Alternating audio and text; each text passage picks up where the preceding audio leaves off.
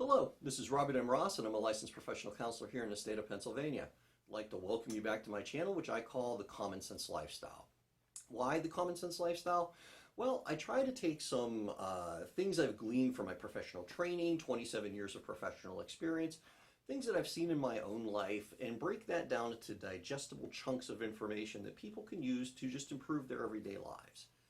My channel is primarily focused on men, but anyone can benefit from the information that I share, and I would certainly encourage you to share it if you like. As I do with all my videos, nothing in this video can be construed to be mental health treatment. I am not your therapist. These videos are not designed to diagnose or treat any kind of mental disorder. If you do need a qualified therapist, I would suggest that you seek one out in your area. You can either call your insurance company, find out who's in network in your area, or you can use a service like Psychology Today, who has a very nice find a therapist function. You can search by what you're seeking to be treated, what kind of insurance you have, your location, and it'll spit out search results specific to that. And no, I don't have any financial relationship. Actually, I pay for my own listing on Psychology Today. They do not pay me to mention them. But getting to our topic for today, things are getting pretty serious out there, folks. I'm not going to use the name of the condition because it's been said out there that YouTube is kind of limiting these videos that talk about this condition or this affliction or pestilence or however you want to put it that's going around, so I won't name it today. Nor will I mention it in the title or the description of the video. But we all know what we're talking about. There's a disease going around, and it's a pretty serious situation. There are people dying of this, and it is spreading, and there's a possibility of exponential growth. So, we have our normal daily struggles, problems, issues, but adding a serious contagion, a serious pandemic to all of this can make things even worse. So what we're seeing in mental health is a huge uptick in need for mental health. Luckily, most of the insurance companies that I've been dealing with are allowing us to do telehealth. The state of Pennsylvania is encouraging that at this point. I was on a conference call with folks from the state and folks from insurance yesterday about that. So we're going to be able to continue to provide mental health treatment to people. And I'll be doing most of that from here in this office rather than my other office. So definitely a situation that we need to be aware of and think about. If you have friends or relatives that suffer with mental illness, you may want to check on them a little bit, just make sure they're okay. Because, if you have a mental illness, it's hard enough. When you have this major thing going on in the world that's really, really scary, it just complicates things. So check on your friends and neighbors or your family members that may be suffering from mental illness and make sure they're okay. But what do we do for ourselves? There's a lot of people in the country now that are on lockdown. There's a lot of people in their house, depending on where they're living here in the United States or other places in the world, they can't leave their homes. They're stuck at home. There's no travel permitted, and you're stuck. This is a big change for a lot of people. And again, we all have our normal stresses in life, but to throw this on top is, it can be a difficult situation. So how do you get through like a quarantine or a isolation or just a lockdown kind of thing? What do you do to keep your mental health going during this time? Well, just a few things that can help. And as I get into these, not any one of these is going to make your life all spiffy, great, and wonderful, but if you do all of them, your life's going to be easier and better. So let's go through some of these things. Maintain a structure and a schedule for yourself. When we get out of our normal structure and routine, our minds tend to wander, we get disorganized. Some people fall apart when they're just not being in their normal routine. So what I would urge people to do is go to bed at the same time every night. Get up at the same time every morning. Have breakfast, lunch, and dinner at the same time every day. Keep a structure and routine to your life. It doesn't change everything, but it makes life a little bit more predictable. And for a lot of people, predictability is safety, especially in these crazy times. So real simple step, but it's why I mentioned it first, and it's probably the easiest of all of these. Second would be exercise. I did a video about this a few months ago. There are at least 26 different research studies the last time I looked that show that exercise helps your mood. When you exercise, this works better, and when this works better, that works better. It's It's all interconnected. It all works together. You'll feel better. Your body will work better. And, you'll just be a little bit better off. Another piece to the puzzle there. Now, I know a lot of guys go to the gyms, and obviously in a lockdown situation, the gyms are closed. If you don't have exercise equipment at your house, I'm lucky enough to have some pieces of exercise equipment here that I can use, and I'm perfectly fine. But if you don't, there are a lot of trainers on YouTube, free lessons, stuff you can do just with your body weight. If you have steps in your home, make use of your steps. Go up and down the steps a whole bunch of times. Break things into pieces, do things at different times, but do it on a regular basis. So, it's part of your structure, and B, you feel better because of it. Again, not going to make all your problems go away, not going to make the disease go away, but it's going to make life a little bit easier for you, and you're going to feel a little bit better in the process. Number 3, keep yourself busy, keep yourself occupied. One of the biggest things that people struggle with when they lose a job, for example, or they're laid off from a job or they retire is, what do I do with myself? Well, have some activities. I know there's probably a lot of guys out there that I'm going to play video games. And, nothing really wrong with that, but break things up, vary things a little bit.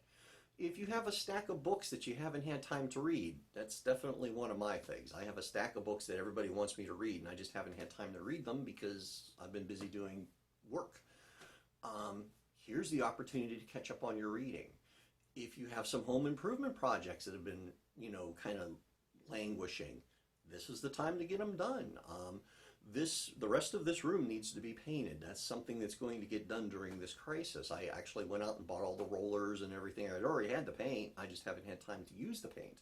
Now I'm making time to use the paint.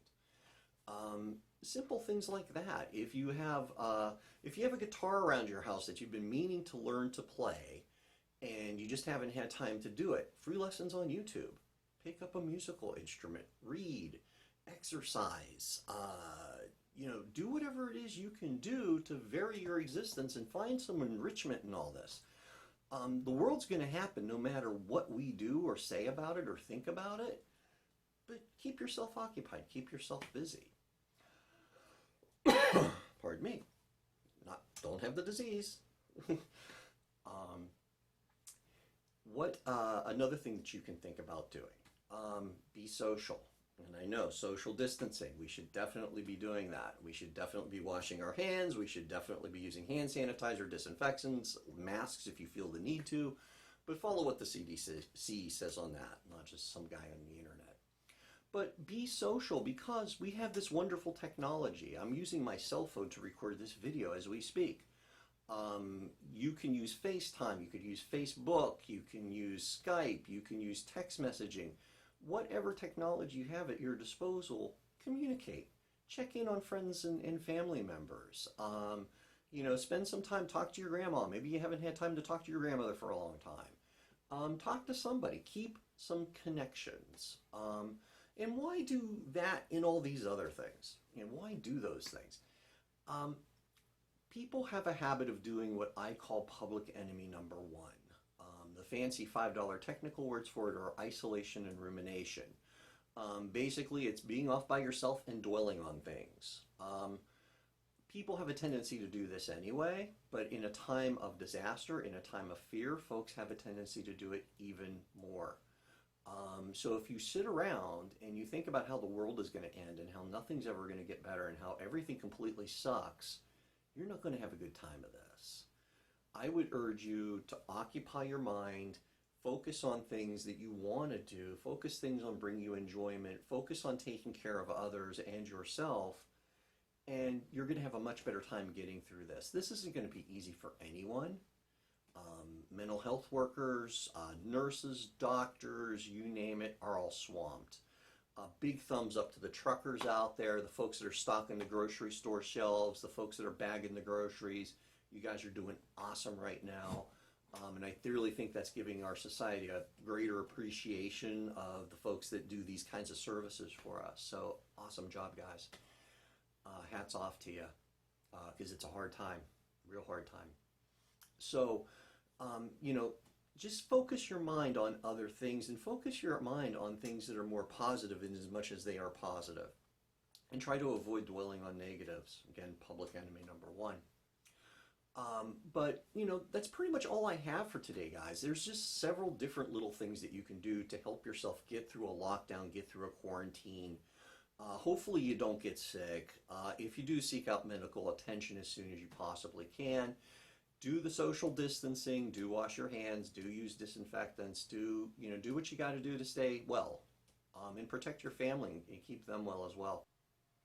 So hopefully people will learn from this experience, and our society will change a little bit. And actually, they're probably going to change a lot because of this. People are going to look at things differently. People are going to take preparation a whole lot more seriously, I hope.